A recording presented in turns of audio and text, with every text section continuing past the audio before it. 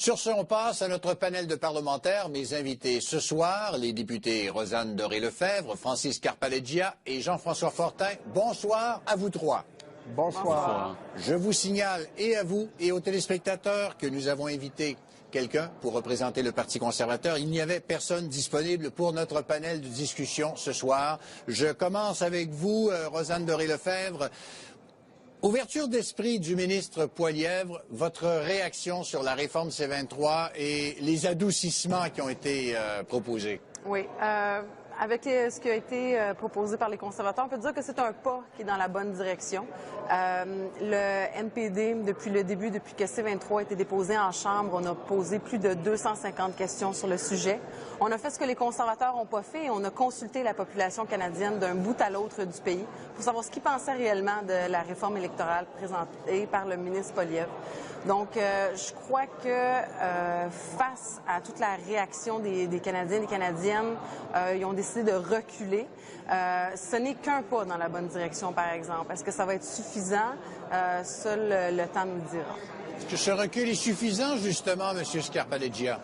Bien, je crois qu'à certains égards, c'est de la poudre aux yeux. Vous savez, il faut toujours se méfier du gouvernement. Souvent, les images ne concordent pas avec la réalité.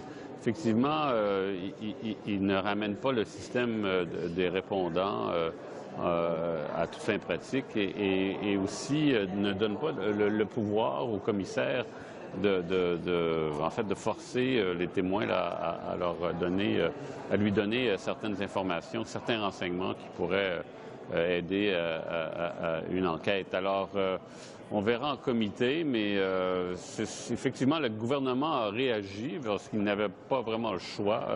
La population dans son ensemble semble contre l'initiative du gouvernement, ce projet de loi, et les experts, bien sûr, dans l'ensemble, sont contre le projet de loi. Même, il y a des professeurs d'université qui sont allés manifester en fin de semaine. Alors, c'est pas tous les jours que les professeurs d'université vont manifester. Alors, ça doit être assez sérieux.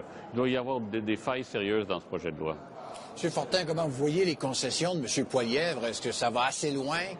Bien, regardez, on partait de tellement très loin que oui, on est dans la bonne direction, mais on est encore loin d'un projet qui serait acceptable. Regardez, le gouvernement a l'occasion, encore une fois, là, de prouver sa bonne foi, d'écouter tous les amendements qui vont être amenés en comité. Nous en sommes à cette étape et de permettre qu'il y ait d'autres amendements au projet de loi, d'ailleurs, à ce sujet.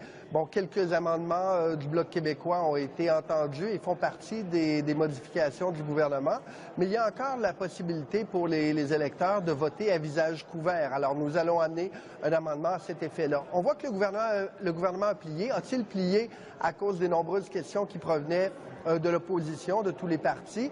J'ai plutôt l'impression que le gouvernement a plié face à sa propre base.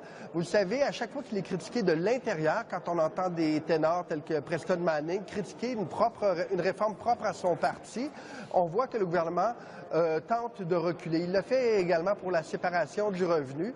Quand sa propre base est en désaccord avec sa façon de faire, c'est là qu'on voit que le gouvernement recule. Parfois, nous aimerions qu'il recule plus rapidement, mais nous allons continuer à faire en sorte que cette réforme puisse avoir l'assentiment de d'autres amendements apportés par l'opposition. Je reviens à vous, Mme Doré-Lefebvre. Il y a été question aujourd'hui en Chambre du programme des travailleurs étrangers temporaires.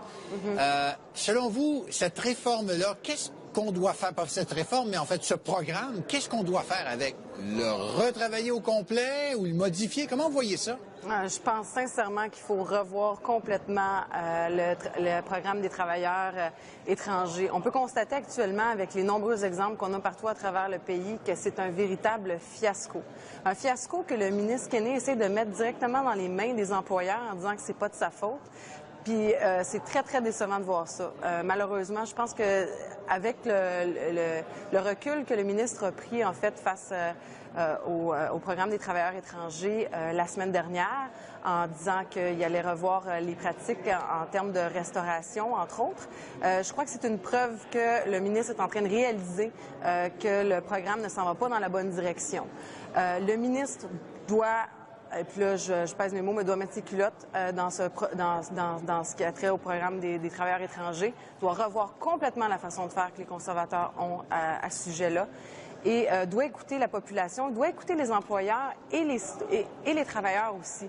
Dans le cas actuel, un employeur peut tout simplement réduire les heures ou congédier un Canadien et engager un travailleur étranger. C'est pas normal. C'est pas du tout normal et on doit revoir le programme.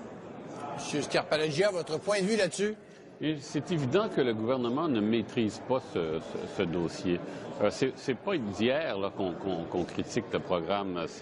Les critiques sont survenues il y a bien des mois. Et donc, en fin de compte, rien ne semble s'être vraiment réglé. Et le ministre, comme j'ai dit, ne semble pas maîtriser le dossier. Effectivement, lorsqu'on regarde des emplois où, par exemple, on ne demande peut-être pas une plus grande formation, bien, on prend des gens de l'extérieur qui viennent au Canada, ils se sentent intimidés, évidemment, ils veulent conserver leur poste, alors ça donne place, ça laisse place à des abus de la part des employeurs, et c'est ce qui semble s'être produit dans certains cas de restauration rapide, etc. M. Fortin? Je crois qu'il faut être prudent. C'est un programme qui est utile. Alors, il ne faut pas jeter le bébé avec l'eau du bain. Vous savez, c'est un programme qui, entre autres, dans certains secteurs, tels que l'agriculture, dans des périodes charnières de l'année, permet à des employeurs d'avoir accès à une main-d'œuvre qui vient combler un manque sur le marché local.